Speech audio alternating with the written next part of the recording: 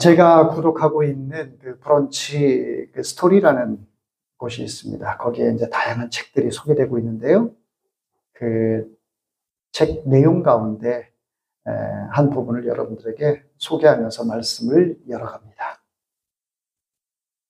지하철을 타고 다니면서 새벽 이른 시간부터 출근하는 한 분이 계십니다. 이분이 이틀 동안 겪은 내용을 글에 담았습니다. 똑같은 지하철, 똑같은 시간대에 이틀간의 경험한 내용인데, 첫째 날은 선을 보았고 둘째 날은 악을 보았다고 합니다. 이 얘기가 뭐냐면 그 이틀 가운데 첫째 날은 지하철을 타고 피곤한 몸을 이끌고 이제 출근길에 올랐는데, 새벽 시간이다 보니까 사람들이 많지 않아요. 군데군데 사람들이 앉아 있어요. 그런데 어떤 여성이 갑자기 앉아 계시다가 앞으로 콱 꼬꾸라지면서 쓰러지더래요. 그러니까 잠을 자고 있는 사람들, 또 핸드폰을 보고 있는 사람들, 이런 사람들이 그 쿵 소리에 시선을 집중하더니 순식간에 사람들이 그 여인에게 몰려들었습니다. 이 여인은 거품을 물고 있었고 온몸에 경련을 일으키고 있었습니다. 소위 간질병이었던 것 같습니다. 사람들이 이 위급한 상황 속에 아주 일사불란하게 사람들이 움직이는 것을 보았습니다. 어떤 사람은 119에 전화를 하고요. 어떤 사람은 지하철 도시철도 공사에 관련 그 부서에 연락을 하고, 또 경찰에 연락하는 사람도 있고, 어떤 사람은 심폐소생술을 하고, 그 숨을 제대로 못 쉬는 그 사람을 보면서 많은 사람들이 순식간에 그 일들을 처리하고 결국에는 지하철까지 멈춰서서 병원으로 이송하는 아주 위급한 상황이기 때문에 그렇게 해서 그 사람을 살렸다라고 합니다. 그 모습을 보면서 이 사람은 선을 보았다 라고 고백을 했습니다. 그러면서 마음에 드는 생각이, 아직도 대한민국은 살만하다. 대한민국은 살만하다. 그런 생각을 가졌습니다. 그리고 그 다음 날이 되었습니다. 그 다음 날 똑같은 시간에 지하철을 탔어요. 그런데 그 시간에는 또 왠지 사람들이 많았나 봅니다. 서서 가는 사람도 있었고 앉아가는 사람도 있었는데, 어떤 중년 남성 두 분이 지친 몸을 이끌고 이 손거리를 잡고 서서 가고 있는데, 앞에 앉아있는 사람 한 사람이 이제 내릴 때가 돼서 내렸다고 합니다.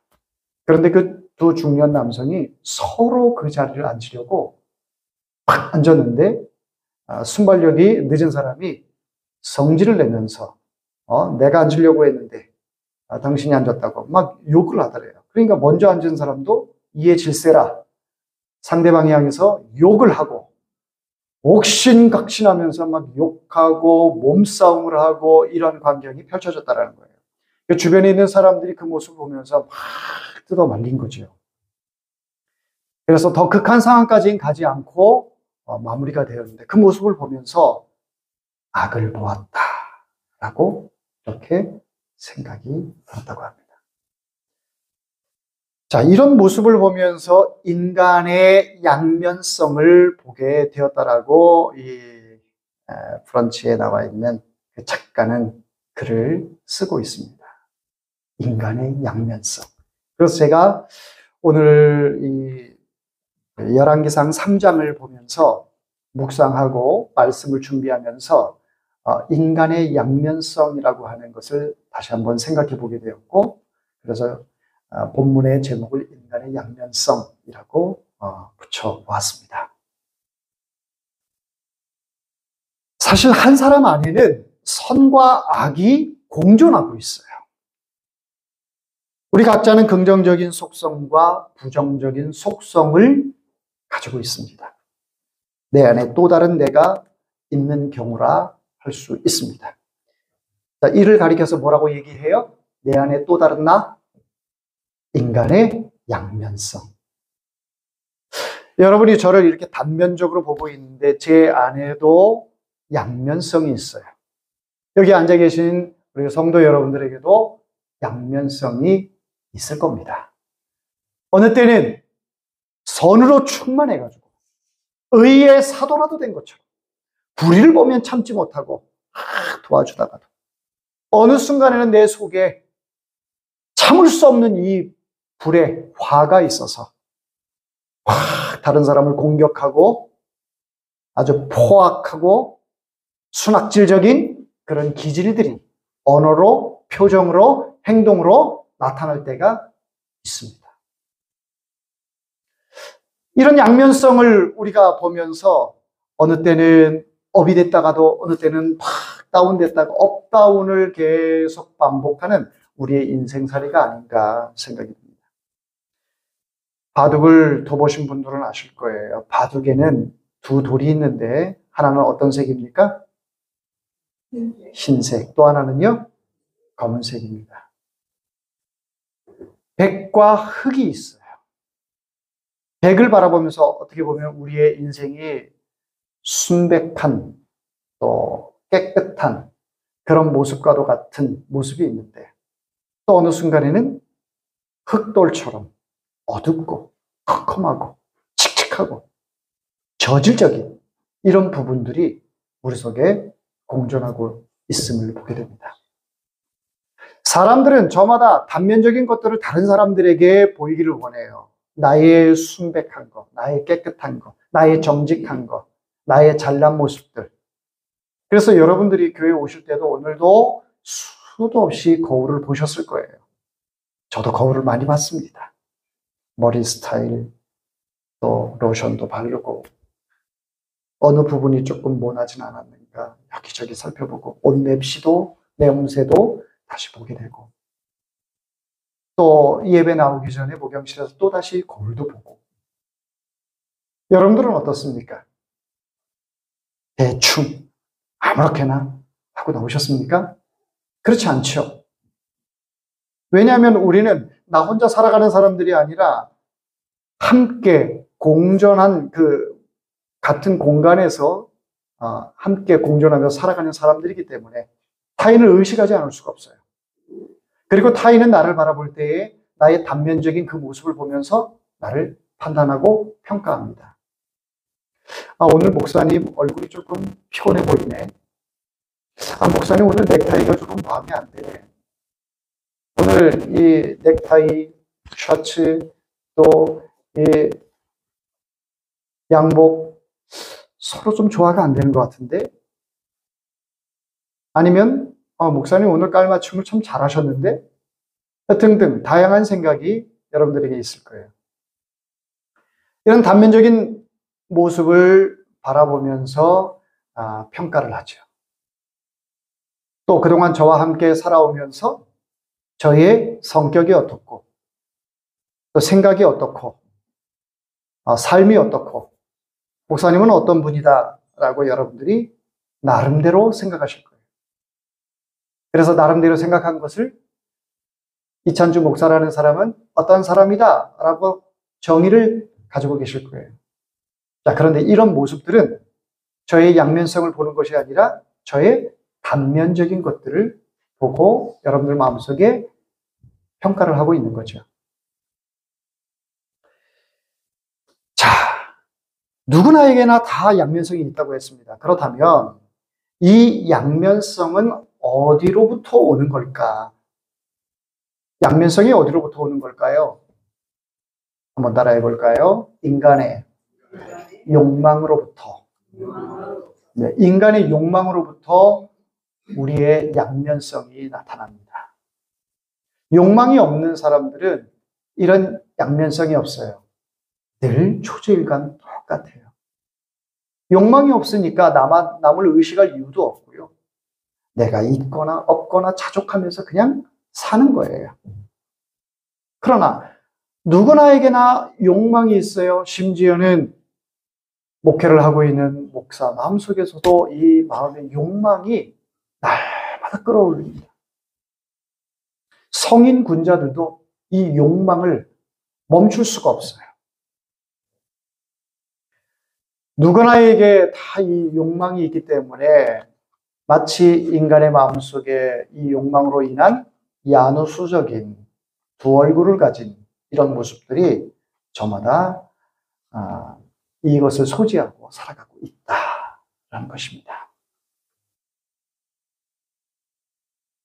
우리가 신앙생활을 함에 있어서도 하나님 앞에 숨길 수 없는 진실, 바로 인간의 욕망, 양면성, 이런 것을 가지고 항상 하나님 앞에 서 있습니다. 우리가 기도할 때에도, 찬양할 때에도, 말씀을 듣고 예배를 드릴 때에도 이 마음속에는 욕망이 사라지질 않아요. 여러분들이 예배를 통해서 어떤 것을 하나님께 요구하고 있다라고 하는 그 자체도 욕망에서 비롯돼요. 내가 기도할 때, 찬양할 때, 예배할 때에도 뭔가 하나님으로부터 받고 싶어 하는 것, 또 채우고 싶어 하는 것, 누리고 싶어 하는 것, 이런 것들이 욕망으로부터 출발한다는 거예요. 그러나 욕망이 없는 사람은 또 살아있다라고 말할 수가 없어요. 살아있으니까 뭐라도 해야 돼요. 뭐라도 하려고 하는 그 마음과 제스처는 바로 욕망으로부터 시작이 돼요. 뭐라도 하셔야 합니다. 우리 연세 지긋하신 우리 장로님, 김진영 장로님 나오셨는데, 연세가 많으심에도 하나님 앞에 나온 것은 마음속에 욕망이 있는 거예요. 어떤 욕망? 하나님이 부르시는 그날까지 하나님께 예배를 드리고 하나님께 영광 돌리고자 하는 그 욕망. 욕망이 다 나쁘다고 말할 수가 없죠. 좋은 욕망들이 여러분들 마음 가운데 많이 있기를 원합니다. 은혜를 구하는 사람들, 은사를 구하는 사람들, 물질을 구하는 사람들, 또 주를 위하여 헌신을 구하는 사람들, 희생을 요구하고 또 하나님의 말씀 안에서 내가 충성하고자 하는 것도 마음속의 욕망으로부터 출발합니다. 우리 그리스도인들은 선한 욕망이 있어야 돼요. 살아있으니 이 욕망이 사라지지 않습니다. 끝까지 욕망이 있어요. 그러나 이 욕망은 하나님이 기뻐하시는 욕망이 되어야 합니다. 나 자신을 위한 욕망이 아니라 이기적이고 아주 고집적인 그런 욕망이 아니라 나로 하여금 다른 사람이 잘 되고, 나로 하여금 교회가 부흥하고, 나로 하여금 우리 가족이 행복하고, 나로 하여금 하나님께서 영광을 받으신다면 이런 욕망은 기꺼이 여러분들 심령 가운데 가득 넘치기를 주의 이름으로 축원합니다. 오늘 본문에는 솔로몬이 이제 드디어 왕에 올라서 이스라엘을 통치하게 됩니다. 우리는 지난 주일에 솔로몬의 아버지 다윗이 이제 하나님께서 부르실 때가 되어서 솔로몬에게 유언을 남기는 것을 말씀을 살펴보았습니다. 두 가지 유언에 대해서 말씀을 했는데요. 첫째는 무엇이었어요? 솔로몬이 내가 왕이 되어서 이 나라를 통치하기 위해서는 모세의 율법을 지키라. 너는 대장부가 되고 하나님의 말씀을 떠나지 않으면 만사가 형통할 것이다. 하나님께서 너와 함께 할 것이다. 이것을 유언으로 남겼어요. 솔로몬이 다윗의 그 이야기를 들으면서 가슴 속에 그것을 새겼죠. 하나님의 말씀을 붙들고 이 나라를 통치하리라. 나의 사리 사욕에 의해서 하지 않고 오직 하나님의 말씀에 힘입어서 이 나라를 통치하고 이 백성들을 하나님께로 인도하리라. 마지막 유언이니까 그것을 가슴에 새기지 않았겠어요? 또 두 번째는 하나님에 대하여 대적하는 세력들, 하나님의 나라를 이루는 데 있어서 도움이 되지 않는 인물, 오히려 하나님을 향하여 시선을 맞추지 않고 세상을 향해 이성적인 눈으로 세상을 바라보고 판단하고 행동하는 사람들, 하나님의 말씀과는 역행하는 그런 세력들, 이런 세력들에 대해서 어떻게 하라고요? 숙청하라고 유언을 합니다. 이어서 우리에게 숙청하라고 하는 그 의미가 무엇이라고 말씀을 드렸습니까? 내 안에, 내 마음 속에 하나님을 향하여 하나님께 시선을 맞추지 않고 하나님을 대적하고자 하는 마음, 내 인간의 욕망이 끌어오르는 마음, 죄를 바라보면서 마음 아파하지 않고 그 죄와 짝지어 살고자 하는 인간의 세상과 타협하고 죄와 타협하고 죄의 손을 잡는 이런 모습들, 이런 것을 우리는 숙청해야 한다. 몰아내야 한다. 그래야 하나님이 함께 하시고 하나님이 역사하신다.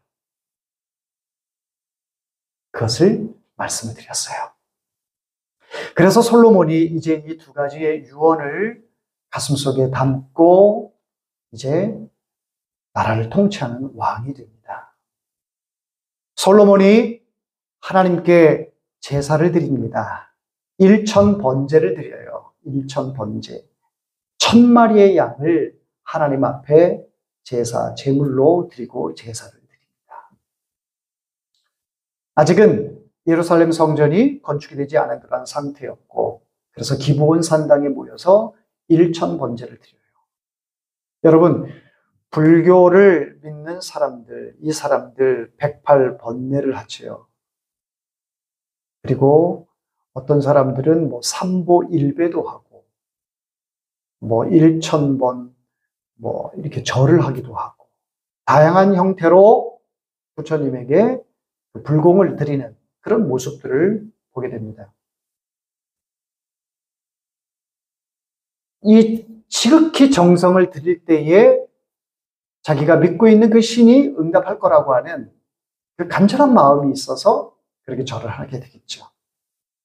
솔로몬 또한 하나님께서 나를 왕으로 세워주셨는데 내가 하나님의 종으로서 이스라엘의 통치자로서 이 나라를 다스리고 통치하러 나갈 때에 나의 도움, 나의 힘으로는 할 수 없다. 나의 능력으로는 할 수 없다. 그래서 하나님 앞에 고백하기를 종은 작은 아이라, 작은 아이라. 성인이 되었고 왕으로서 모든 것들이 조건이 갖추어졌음에도 불구하고 하나님 앞에서 자기 자신을 항상 나는 작은 아이라 이 고백을 하고 있습니다.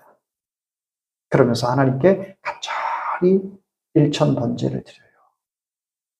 인간적으로 보면 얼마나 힘들었겠습니까? 얼마나 많은 희생제물이 필요했고 많은 시간이 소요됐겠어요. 그것은 율법에 이렇게 규정되어 있는 내용은 아닙니다. 그러나 솔로몬이 하나님 앞에 1000번제를 통해서 나의 의지와 나의 능력으로 이 나라를 통치하는 것이 아니라 오직 하나님의 은혜로, 하나님의 역사로 하나님께서 이 나라를 통치하실 것이다 라고 하는 하나님의 주권을 인정하고 하나님만이 하실 수 있습니다. 나는 작은 아이입니다. 하나님이 하셔야 합니다. 그 고백이 담겨져 있는 1000번제를 하나님 앞에 드린 거예요. 그 간절한 번제를 통해서 하나님께서 기뻐하셨어요. 번제는 뭡니까? 통째로 태워버리는 거예요. 솔로몬이 1000번제를 하나님께 드리면서 단순히 짐승을 잡아서 짐승을 하나님 앞에 드린다가 아니라 그 짐승에 내 의지, 내 지식, 나의 지혜, 내 살아온 인생, 또 앞으로 미래에 펼쳐질 모든 것들, 그 제물에 모든 것을 다 쏟아 붓는 겁니다. 모든 것을 다 태워버리는 거예요. 그래서 자아를 부인하고 하나님만 하실 수 있다라고 고백하는 겁니다. 이것이 번제예요. 사랑하는 성도 여러분, 여러분들은 하나님 앞에 날마다 이 번제의 삶을 사셔야 돼요. 왜냐하면 내 속에서 인간의 욕망이 스물스물 올라와요. 끊임없이 내 속에서는 이 죄악의 뿌리가 사라지지 않고 계속해서 자라고 있어요. 제가 살고 있는 아파트 밑에 1층 하단에 보면 겨울에 이 식물들이 없잖아요. 어디가 있는지 없어요. 그런데 봄이 되면 파릇파릇하게 이렇게 막 올라와요. 죽어 있는 것 같은데 막 올라와요. 생동감이 막 느껴져요. 그런 모습을 보면 참 기쁜데, 그런 기쁨을 보면서도 내 자신을 돌아보면 내 속에서 그런 죄악의 모습들이 자꾸 스물스물 막 올라와요. 생각을 지배하고요, 언어를 지배하고요, 행동을 하게 해요. 이런 것들에 내가 지배를 받고 살아가고 있어요. 그러니 하나님 앞에 이 예배를 드리면서 번제를 통해서 하나님 앞에 나아갈 때에 내 자신을 완전히 다 태워버리고 하나님만이 하십니다라는 이 고백이 있을 때 여러분들은 그 제사를 통해서 하나님이 기뻐하시고, 그때로부터 하나님께서 여러분들의 삶을 인도하시고 역사하시는 은혜가 있게 될 줄 믿습니다. 할렐루야. 일천 번제를 하나님 앞에 드린 이 솔로몬, 하나님께서 너무 기뻐하셨습니다. 기뻐하시면서 하나님의 음성이 들리기 시작해요. 여러분 잘 들으십시오. 하나님의 음성은 어느 때 들리느냐? 하나님의 마음이 감동이 될 때 들립니다. 아무 때나 들리는 게 아니고요. 하나님의 마음이 감동이 될 때 여러분들 마음속에, 여러분 귀 속에 하나님의 음성이 들립니다. 그 음성은 제가 말하는 이 언어처럼 들리기도 하지만 여러 가지 상황을 통해서도 하나님이 들려주시고 보여주시고 역사하십니다. 어느 때요? 하나님이 감동할 때. 하나님께서 여러분을 보시고 감동하신다면 그보다 더 기쁜 일이 어디 있겠어요? 너무 행복한 일이지요. 솔로몬을 바라보시면서 하나님께서 감동하셨어요. 너무 기쁨을 이기지 못하는 거예요. 그래서 하나님께서 솔로몬에게 말씀하십니다. 내가 내게 무엇을 주기를 원하느냐? 내가 내게 무엇을 줄꼬? 여러분, 이것은 세상의 로또보다도 더 우리가 복을 받은 거예요. 하나님의 음성을 듣는다라고 하는 것은. 여러분들 같으면 기도할 때, 찬양할 때 하나님께서 내가 내게 무엇을 주기를 원하느냐? 이 음성이 들린다면 무엇을 구하시겠어요? 아마도 여러분들의 가장 지금 형편, 놓여져 있는 그 형편 가운데서 하나님께 구할 것 같아요. 상식적인 생각으로 볼 때에 건강이 안 좋은 사람은 하나님, 저에게 건강을 주십시오. 건강을 주시면 이 건강으로 하나님 충성하겠습니다. 저희 부친께서 그러셨어요. 수년 동안 병상에 계셨는데 건강하실 때에는 자기의 이 이성에 이끌려서 생활하시고 온전히 주의 일에 충성하지 못하시다가 이제 병상에 누이다 보니까 하나님 건강 주시면 내가 하나님 일 열심히 하겠습니다. 그렇게 고백하는 모습을 저는 보았습니다. 그게 본인에게서 가장 필요한 것 아니겠어요? 물질이 없는 사람에게는 물질을 구할 것이에요. 직장이 없는 사람에게는 직장을 구할 것이에요. 저마다 여러분들에게 하나님께서 내가 내게 무엇을 줄고 이렇게 질문하신다면 여러분들이 그런 요구들을 하나님께 청구서를 내밀 거예요. 그런데 솔로몬은 하나님, 저에게 듣는 마음을 주옵소서. 듣는 마음을 주옵소서. 이렇게 고백을 해요. 듣는 마음. 듣는다라고 하는 쉐마. 이스라엘아, 들으라. 하나님, 제가 이스라엘 백성들의 마음을, 저들의 소리를 듣기를 원합니다. 하나님, 내가 하나님의 음성을 듣기를 원합니다. 듣는 마음을 주옵소서. 어떤 일에 있어서 결론을 지어야 되고 그 일을 진행하는 데 있어서 하나님 듣는 마음을 주셔서 내가 일방적으로 일 처리를 하지 않고 오직 하나님께서 들려주시는 그 말씀을 듣고 이 들려진 말씀을 통해서 나가게 해 주옵소서. 독불장군의 모습으로 이스라엘을 통치하는 것이 아니라 백성들의 그 낮은 위치에서 이 울부짖고 있는 그 소리를 외면치 않고 듣는 마음을 주옵소서. 이것을 하나님께 아뢰었을 때 하나님께서 감동하셨어요. 기뻐하셨어요. 행복해 하셨어요. 그러니까 여러분, 별거 아닌 거 구했다라고 생각하는데 그 모습을 보면서 너무 기쁘면 더 줍니까? 아니면은 야, 뭘 그런 걸 시시한 걸 구해 안 줘? 이렇게 합니까? 더 주지요. 더 줘요. 이 모습은 어린 아이를 테스트해 보면 알지요. 아이에게 너 먹고 있는 그 과자 하나만 줄래? 그러면은 드세요. 그러면 얼마나 기쁩니까? 부모 입장에서. 어른들 입장에서도 마찬가지죠. 그러면 너무 이뻐가지고 용돈도 주고 먹을 거를 더 주고 안아주고 칭찬하죠. 이런 모습들이 하나님께서 솔로몬을 바라보시는 그 마음입니다. 그래서 솔로몬이 구하지 않은 부와 명예와 영광까지 솔로몬에게 허락을 하십니다. 할렐루야. 이런 은혜가 여러분들에게 있기를 원합니다. 하나님의 마음을 감동하게 되면 하나님의 음성이 들리고요. 하나님께서 여러분들의 그 간구의 소리를 듣고 역사하십니다. 우리 헤어름 교회도 하나님을 감동하는, 하나님을 감동시키는 그런 교회가 되어야 합니다. 교회를 우리가 이루고 이렇게 모여서 하나님께 예배를 드리는데 이 교회는 담임 목사가 알아서 할 거야. 아니요. 제가 여러분들에게 서두에 말씀을 드렸죠. 우리는 함께 지어져 간다라고. 우리는 이 모퉁이 돌 대신 예수 그리스도를 중심으로 하나의 벽돌이라 다 함께 지어져 가는 이런 모습들이에요. 그런 모습을 보면서 하나님께서는 감동하시는 거예요. 헤어름교회가 이 지역에 이제 온 지 4개월째 접어들었습니다. 우리가 매주 1 내지는 2회 정도 나가서 전도용품을 전해주면서 복음을 전하지만 미미하지요.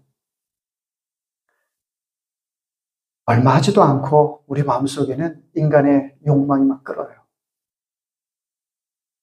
전도가 되었으면 좋겠다.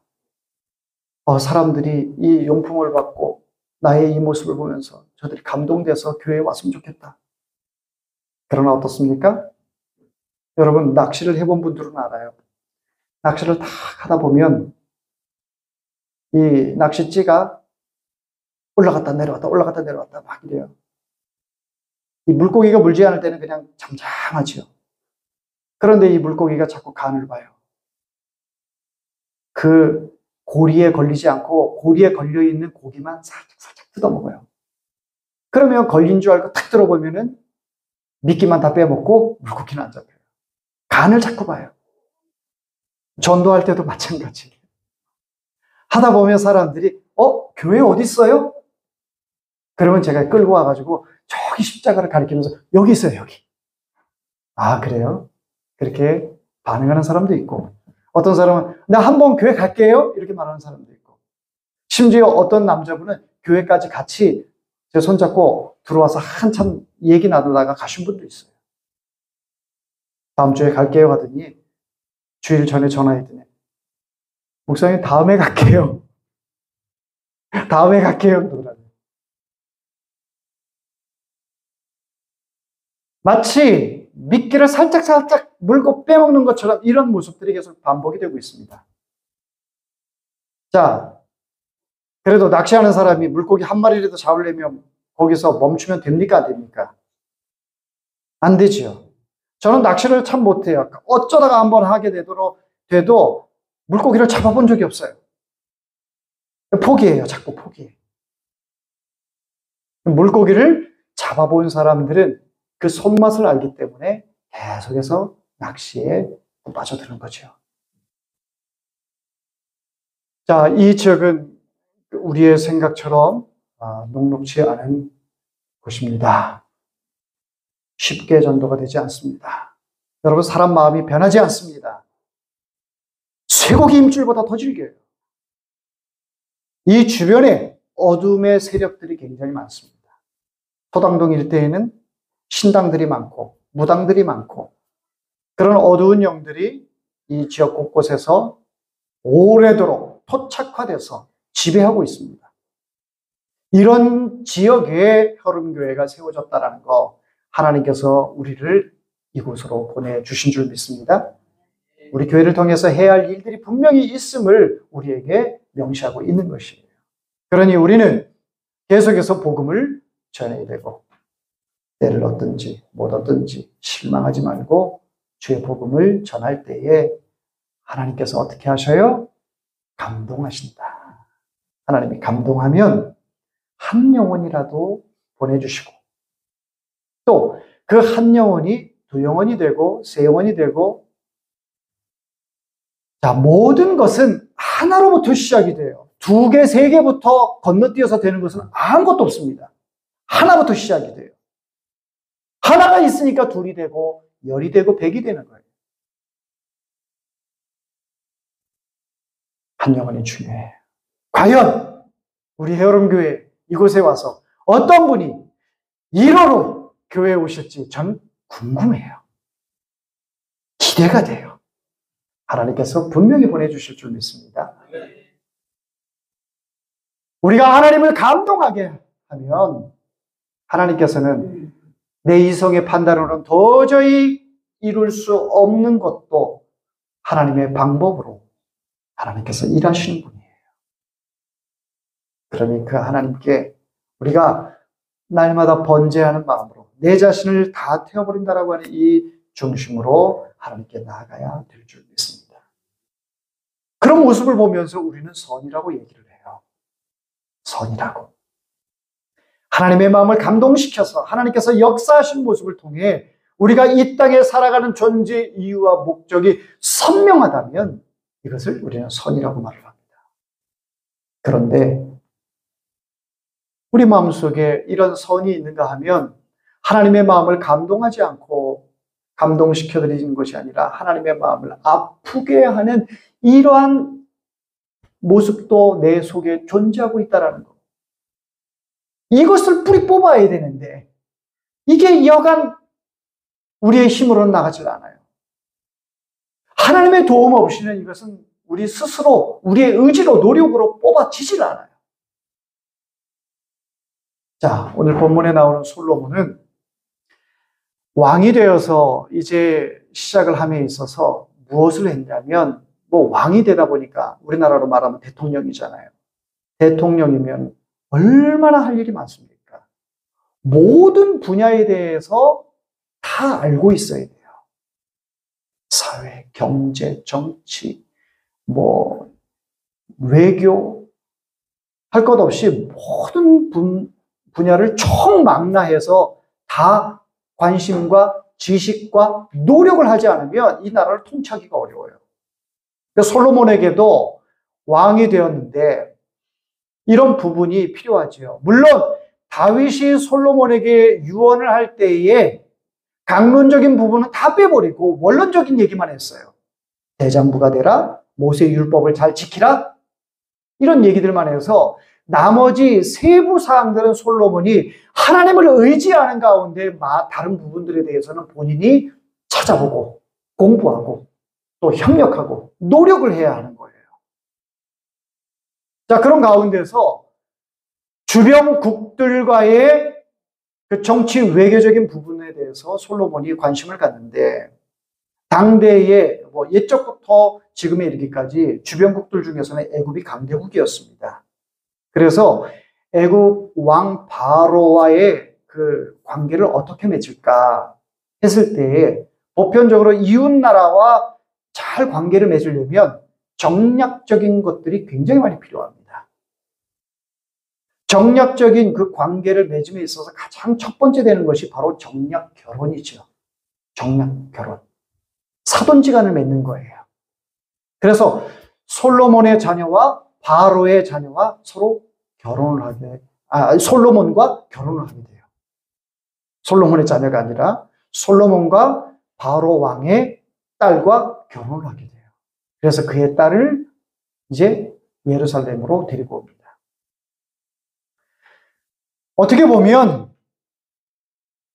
솔로몬을 바라보면서 야, 우리 왕 참 외교적으로 탁월하다 이렇게 생각할 수가 있어요. 왜냐하면 날선 각을 세우게 되면 애굽이 언제 쳐들어와도 이상하지 않거든요. 강대국을 향해서 강대강으로 나가면 나라 사람들이 얼마나 불안합니까? 그러니까 친교를 맺는 거죠. 사돈지간을 맺으면 우리가 힘들고 어려울 때 아니면 우리가 뭐 부강해지더라도 그 나라에서 우리나라를 쳐들어올 일은 없을 것이다. 사돈지간이 있기 때문에. 그래서 정략 결혼을 하게 되는 것입니다. 신하들이나 다른 사람들이 볼 때는 우리 왕 처음에 왕이 되어서 좀 어린 나이에 약관의 나이에 왕이 되어서 좀 걱정이 됐는데 이렇게 바로와 정략 결혼을 하게 되고 이 나라를 태평성대를 이룰 수 있는 그 교두보를 마련했다라는 것에 대해서 다 박수치고 칭찬할 만한 내용이지요. 그런데 하나님의 마음을 감동시킨 부분이 아니라 하나님의 마음을 그 부분이 아프게 했어요. 아프게 했어요. 어떤 것이 아프냐? 자, 이방인과 결혼을 합니다. 이방인과 결혼을 하게 되면 그 여인이 나의 아내가 되면 서로 사랑하게 되죠. 사랑을 나누게 되다 보면 그 상대 배우자가 자라난 배경, 어떻게 자라왔고 그가 믿고 있는 신이 무엇이며 그의 성향과 그의 기호와 이 모든 것들을 내가 다 받아들이게 돼요. 받아들이게 돼요. 사람이 잘 변하지 않는다고 했죠? 그 사람이 시집을 오면 완전히 변하느냐? 솔로몬이 믿고 있는 그 하나님만 같이 바라볼 수 있느냐? 아니요. 솔로몬은 하나님을 바라보고 있는데 이 이방 여인은 자기가 애굽에서 섬기던 그 신을 바라보고 있어요. 동상이몽이 되는 거예요. 하나가 될 수가 없지요.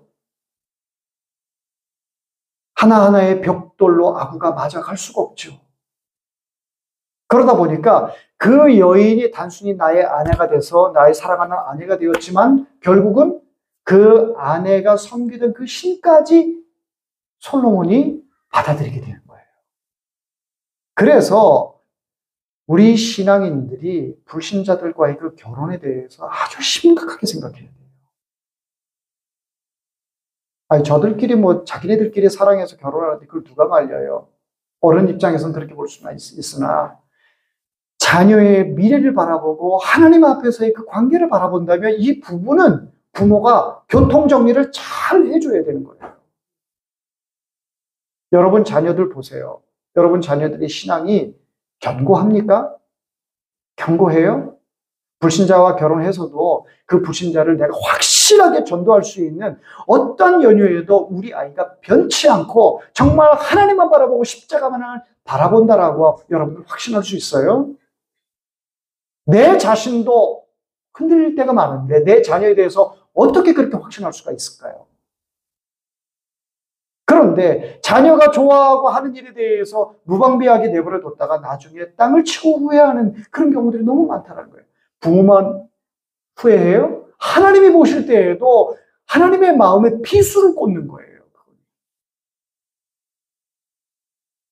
하나님을 알지 못하는 그 배우자와 결혼해서 나도 모르는 순간에 하나님 앞에 나와서 예배를 드리는 것이 아니라 예배 드리는 그 시간에 자꾸 어디 다른 데 가 있고 다른 데 마음을 빼앗기게 돼 있고 하나님의 마음을 감동하는 게 아니라 하나님의 마음을 후벼 파는 그런 행동을 하게 된다는 것입니다. 자, 솔로몬의 이 모습을 보면서 결국 솔로몬이 이제 왕의 말기쯤에 많은 여인들을 거느려요. 솔로몬의 입장에서는 외교적인 차원에서 다른 많은 그 나라의 여인들을 취했다라고 볼 수 있어요. 어떻게 보면 이스라엘 백성들을 위함이고 또 이 나라의 어떤 안정화를 이루기 위해서 한 행동이다라고 스스로 정당화시킬 수는 있으나 하나님이 보실 때는 결코 그 일을 통해서 이 이스라엘 백성들은 신정국가인데 하나님을 바라보는 것이 아니라 우상을 바라보게 되는 단초가 되었고 결국은 솔로몬은 그렇게 역사에 범죄를 저지르게 되는 그런 모습을 볼 수가 있습니다. 그러니까 이 다윗 왕 때에 솔로몬에게 유언을 하면서 여호와의 율법, 모세의 율법을 네가 힘써 지키라. 지킬 때에 내가 형통하리라고 하신 그 말씀을 솔로몬이 마음속에 유언으로 아버지께서 하신 말씀을 간직했음에도 불구하고 또 나름대로의 이 정치적인 그 능력은 하나님을 의지한 것이 아니라 이방 국가들을 의지하고 이방 신들을 의지하게 되는 이런 일들을 통해서 이 나라를 통치하게 됐다는 것이 솔로몬에게 굉장한 단점과 또 문제점으로 지적이 되고 있는 것입니다. 자, 우리는 왕은 아니지만 나름대로 우리가 나 자신을 통해서 영향력이 미치는 그 범주가 있어요. 가정이든 교회든 회사의 공동체든 학교의 동료들이든 어느 곳에 가든지 우리는 사회성을 이루고 살기 때문에 그 속에서 활동하게 돼 있어요. 그런데 내가 하나님을 바라보지 않고 하나님의 마음을 감동시키는 사람이 아니라 하나님의 마음을 아프게 하는 사람들이라면 그 속에서 계속해서 끊임없이 타협하게 된다는 거예요.